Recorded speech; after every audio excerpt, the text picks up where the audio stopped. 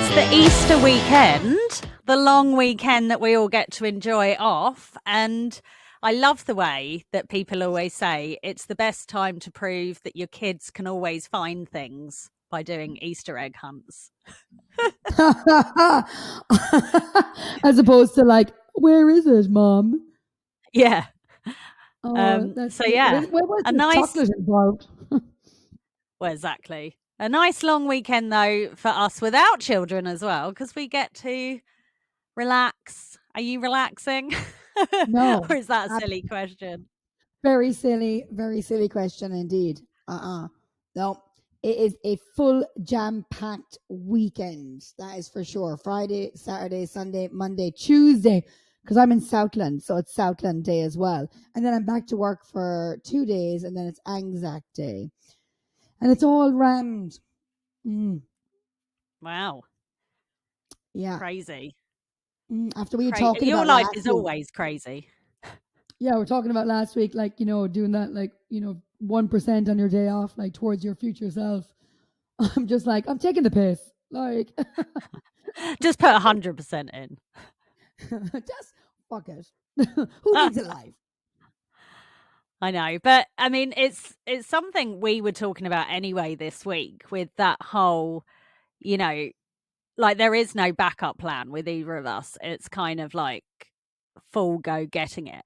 And we were kind of chatting about how it's kind of your worst enemy having like a backup plan or a safety net.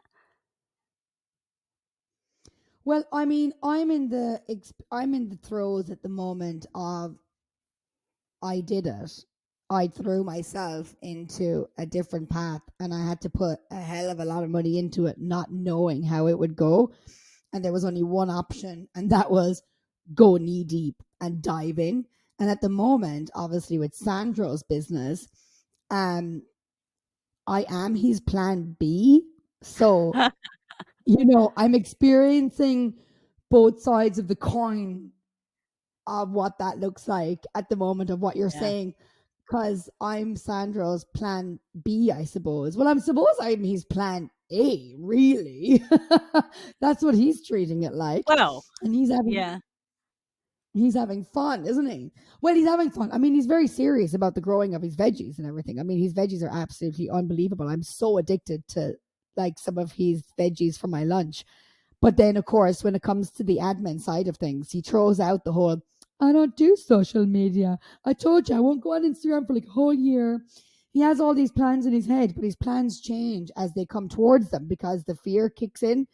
So this morning, I spent my whole Friday morning doing all like the admin for him to sell veggies and garlic this week. And it ends up a war zone with me and him, like an actual war zone. And I cannot wait for you to build this fucking website. But then I've warned him that it has to be you speaking to him. But that is just not going to happen, is it? No. I mean, even when we were trying to work together for your online shop, that didn't work.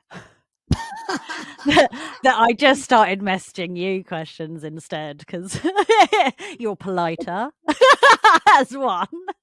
I'm politer, but I'll also research the answer. He's so capable. It's just if it's outside his comfort zone, he gets immediately frustrated, but he projects that back immediately rather than just taking a deep breath. Take Yeah. 5, 10, 15, or an hour and message back the answer in a more, or say, I don't understand what you're saying. May you please explain that differently? See, I don't have a problem with doing that, but I think he gets a bit like maybe he thinks he should know it or he feels bad that he doesn't, but it's all new. So how is anybody meant to know it? But the reason it is probably it's going to work out better for you to probably speak to me is because I am doing the messaging over and back. So I can see now what the common problems are when it comes to his business with the questions that get asked. So we'll implement that into the funnel to make sure that as people are going down the funnel, their questions are getting answered as they go. So every Friday, he just able to print out the list of people who are getting veggie boxes and their addresses and all of that instead of having me doing it. But the only side of that is the problem we're going to find is I'm going to get really emotional. Like, and thank God it's going to be you, because I am still the middle person. And the thing is, he'll say one thing, or he'll say he doesn't care, or he'll say, do whatever you like. And then you'll give us that what you call when you give people like that preview of their website. Oh, yeah, like on the staging site. Yeah, so we'll look at that and he'll just absolutely annihilate everything that we did. And then me and him are going to go head to head.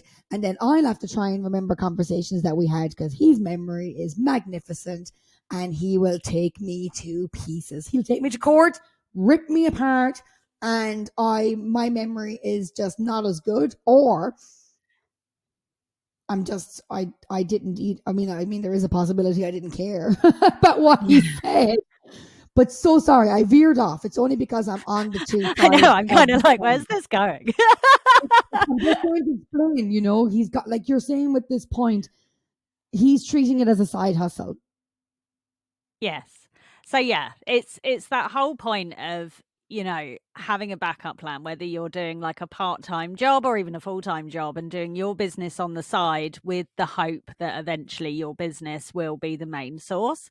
But that will never happen because you just don't have the drive if you've got a backup plan. Like, it is your worst enemy. I mean, like, both of us, we started, I mean, it's even like you say, we've made it now. We're in our businesses, but it still is part of our everyday. We don't have a backup plan. We make this better.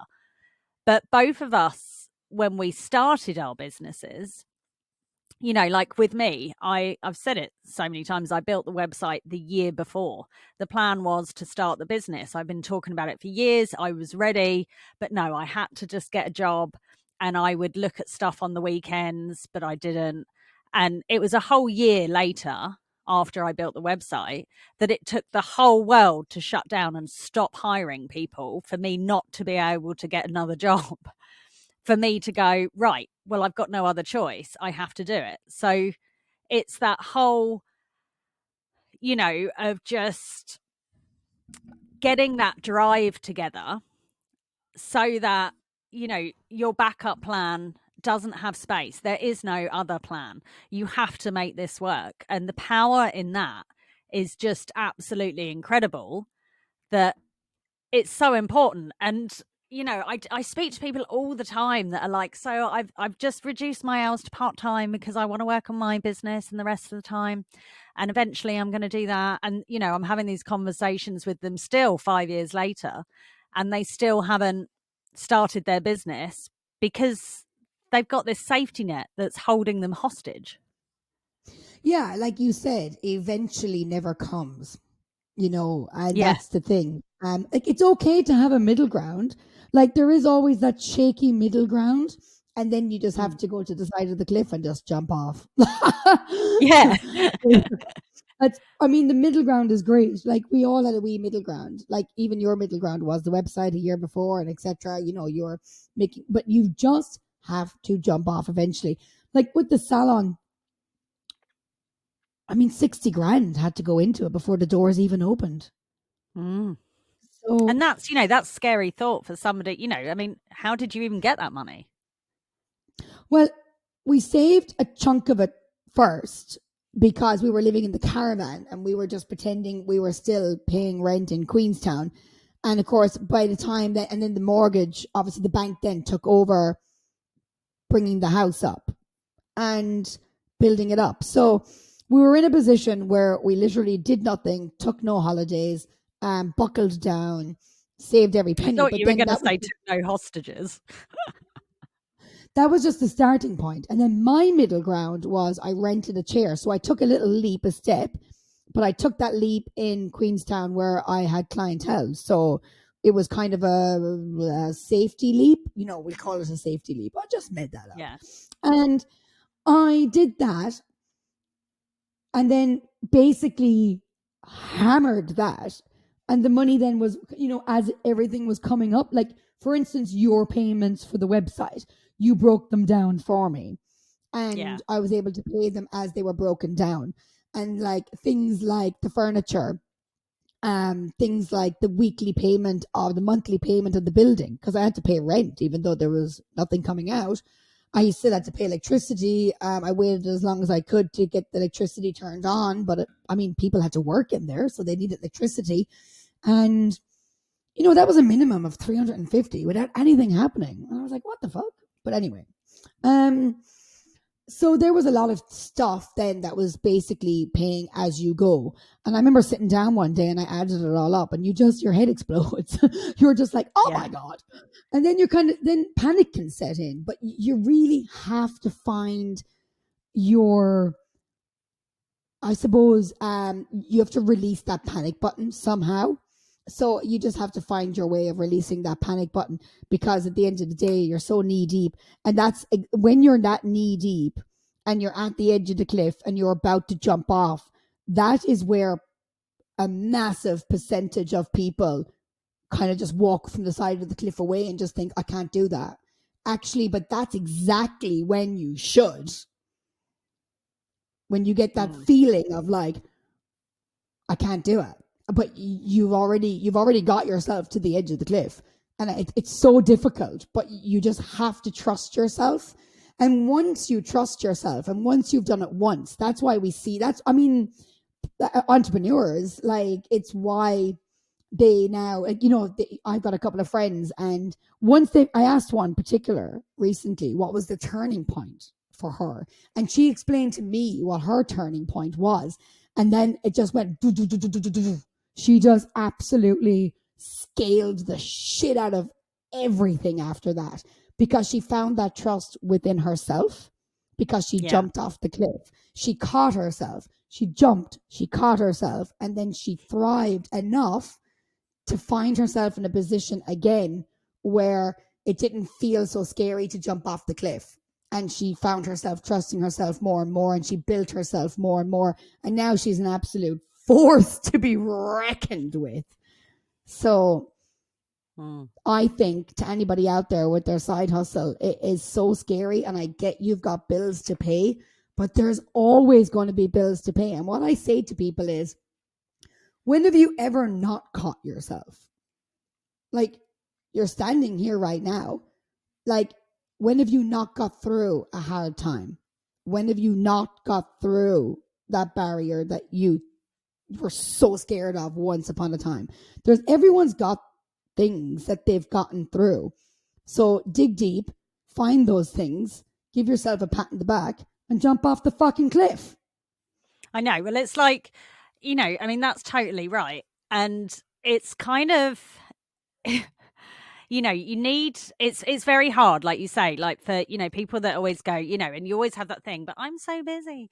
We've addressed that many times. I'm so busy.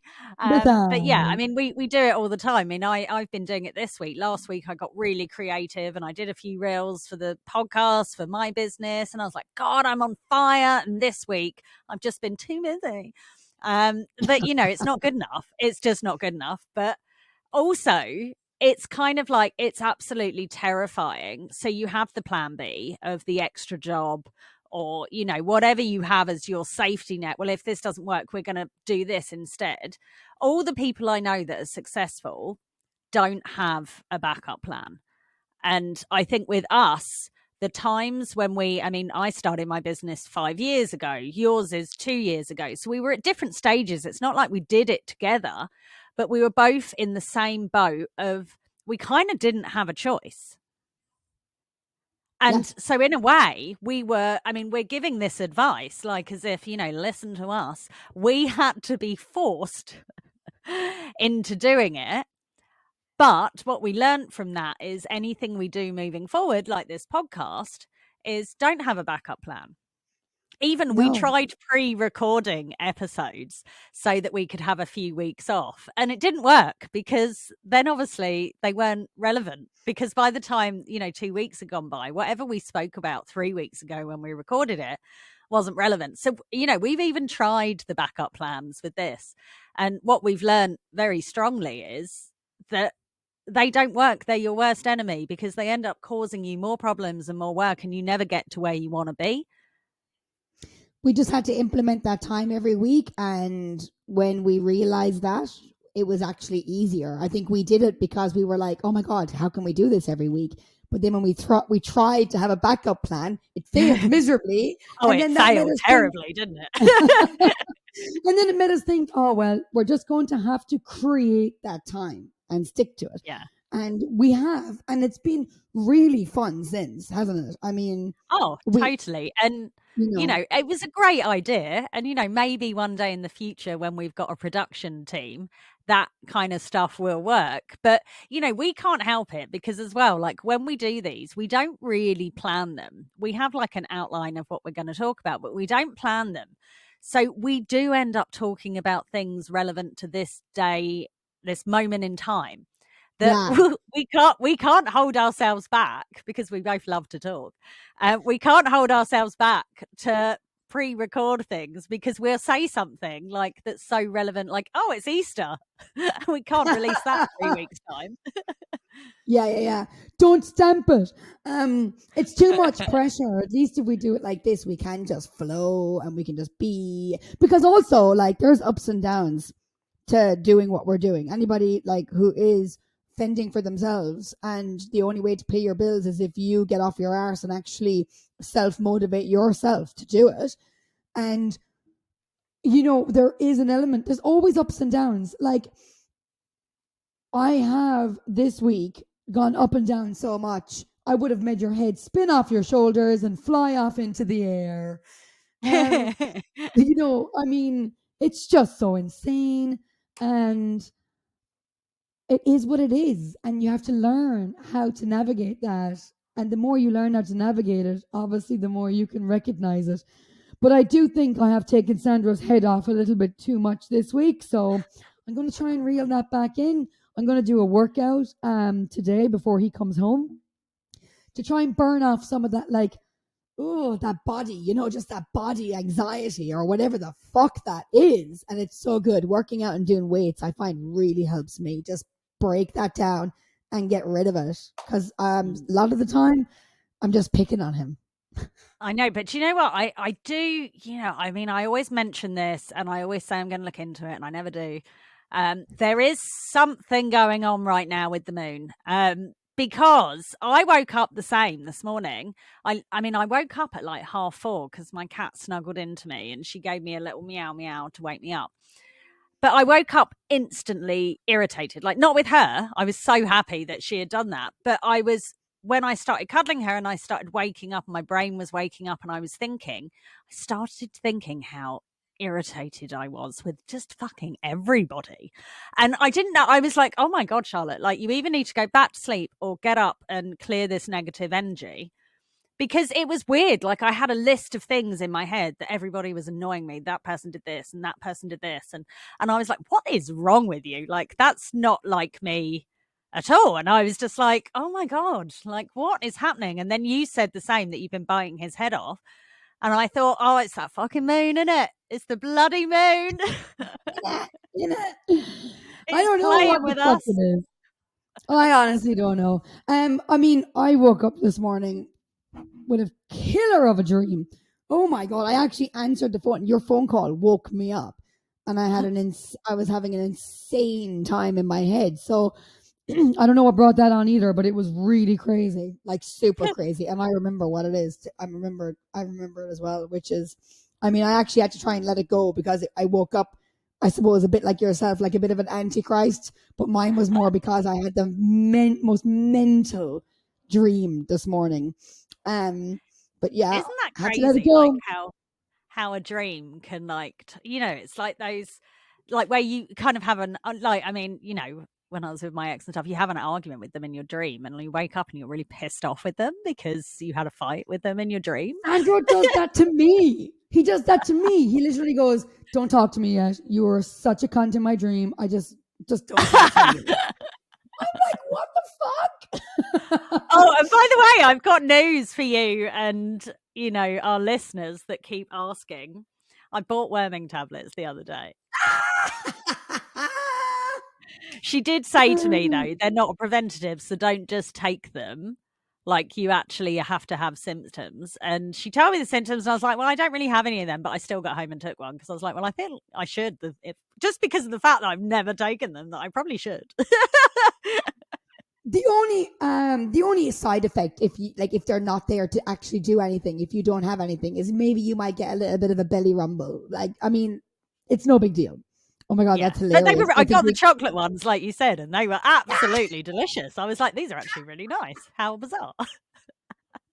I got them because I've got a kid in the house called Sandro, and I thought at Yeah. least he. Do you know And I what? You thought, can tell that you're annoyed with him this week because he has oh, been every point of every conversation that you've had on this episode. Like, it's been Sandra, Sandra, Sandra.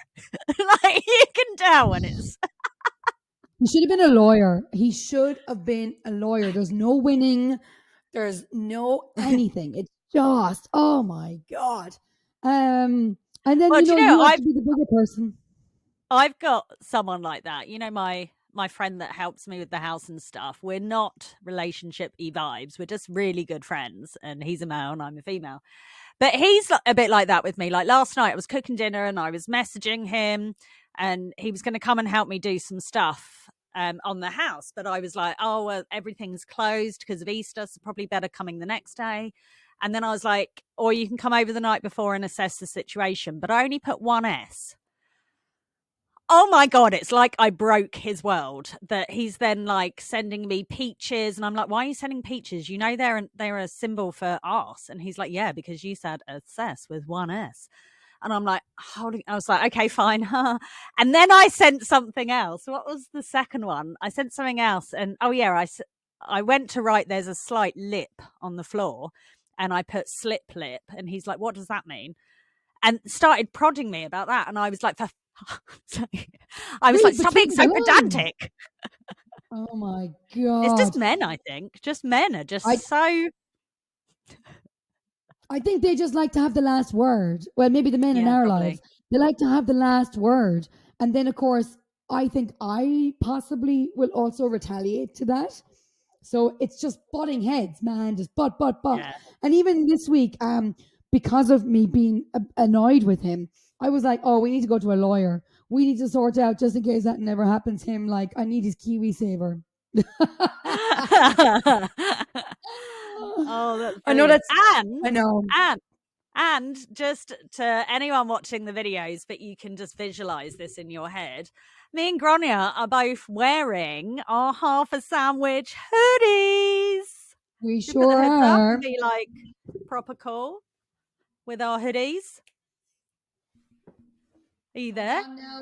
I am. I'm Like, here. where's she gone? Put your I'm hood here. up, woman. Look I'm at us here. with our hoodies. Charlotte, you did such a good job at picking the hoodie. Because now I will say one thing: you did choose for yourself not to get the Oh, do you like strings the around the tassels? hood. Yeah. I love the strings, but in saying that, it's so warm. The hoodie's extremely warm. I wore it the other day. You were here, and I had to take it off. Yeah. It's Sweating my really tits good. off. It's so comfy. I love it. I might have to get half a sandwich. Sorry, Willow Society. Even though I'd like my Willow Society, I'd like beanies.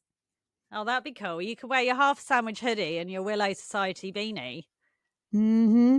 I got a Right. fresh mix Well, hoodie. I love it. But then I'm now talking about rebranding my company and I'm like, damn it, I just bought a hoodie.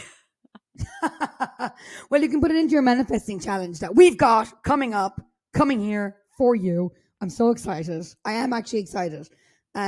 Charlotte mentions it, and sometimes I kind of go a bit silent, but I am excited, Charlotte, because I have done a manifesting challenge in the past, and it was. I didn't really feel I felt at the time I loved it, but actually, as time has gone on, it's kind of poked its head around the corner to me, and it's reminded me of my path and what's aligned with me. And I have to say, I think it's a great idea. I'm excited to put it out to the public. I think it's I a love great the way idea. you're talking about this like I've just asked you to do it. Like we've been working on this for weeks. I know. But I feel like sometimes when you do, when we're talking about it, I go pure silent. And I often think like she must just think she must just think I don't give a fuck. But I do. Of course I do. Because also I had a riveting conversation with one of my clients who flew in from Japan this week, and she started a business in Japan. She Now, speaking of someone who jumped off the cliff, she even bought a building in Japan before even seeing it and before going there. I mean, talk about jumping off the cliff. And she was waiting for years to know what kind of felt right. And imagine a building in Japan felt right. And she did it all from New Zealand. And she went over That's and like did her me when I first bought my season. house from England. Yeah, it's very brave. I told her, very brave. And she came in and told me her story.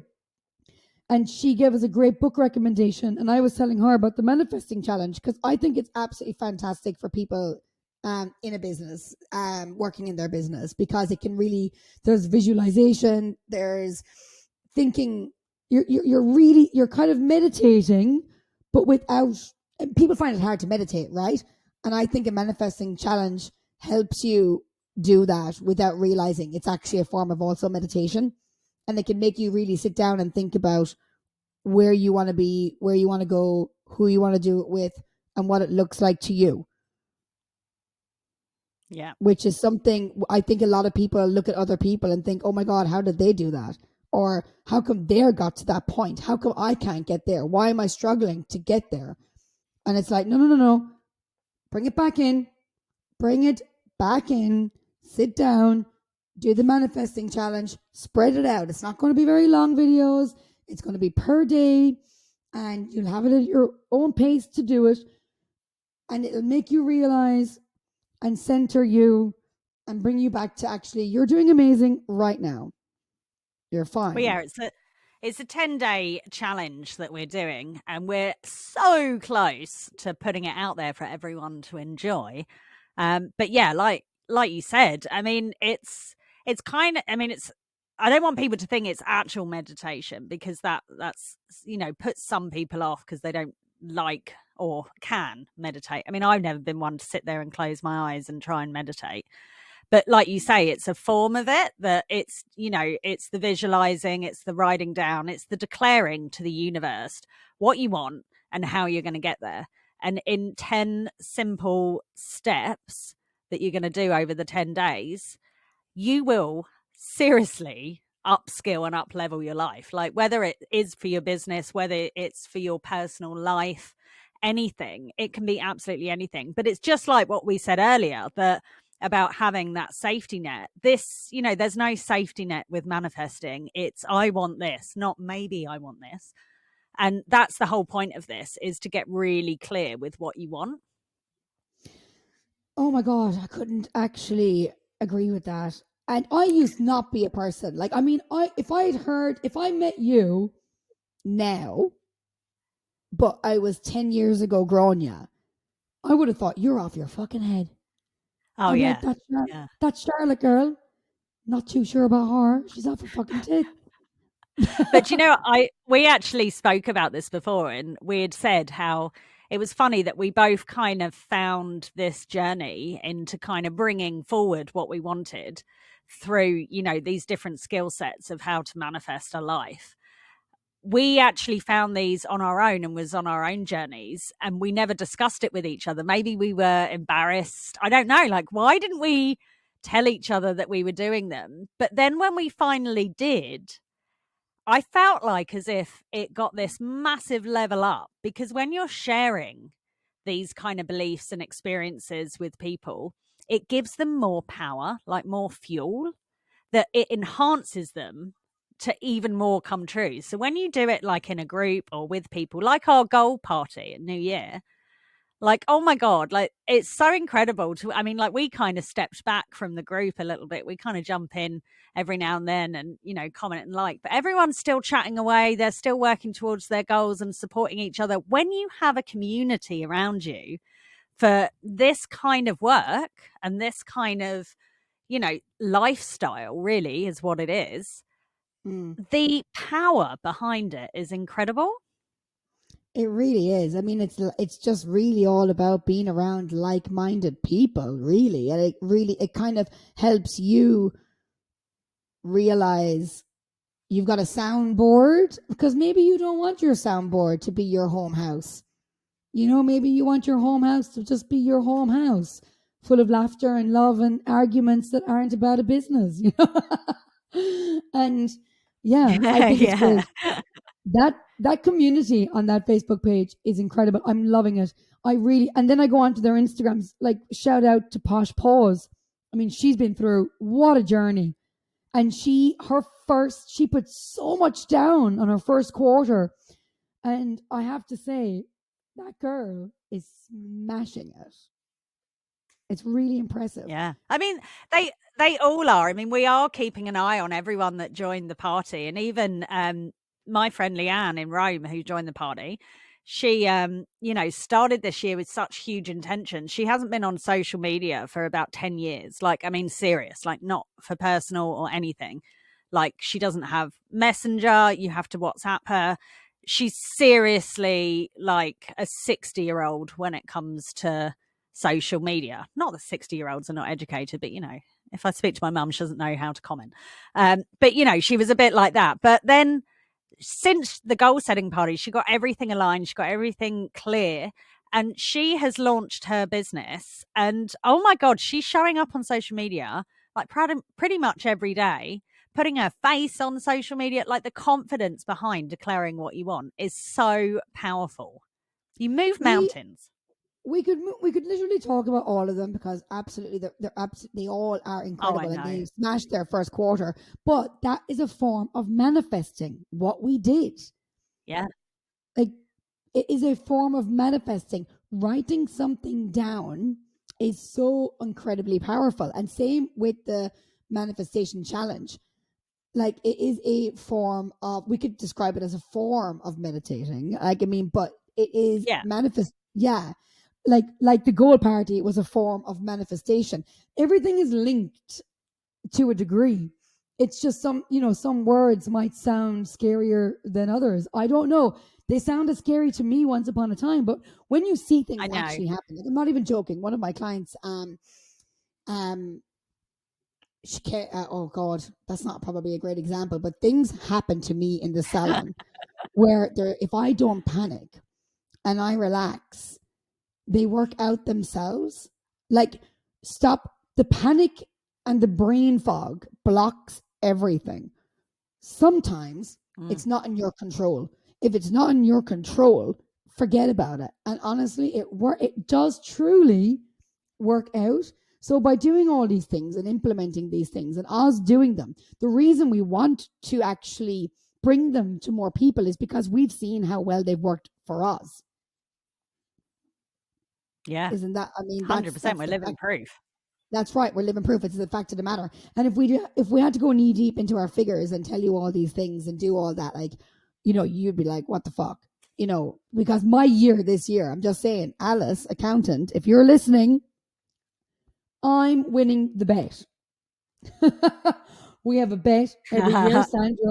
Sandro, myself, and Alice all predict what we think the business will make. And I'm pretty sure I'm going to be the winner. There's not a prize, but the prize will be I'll be rubbing it in their faces 100%.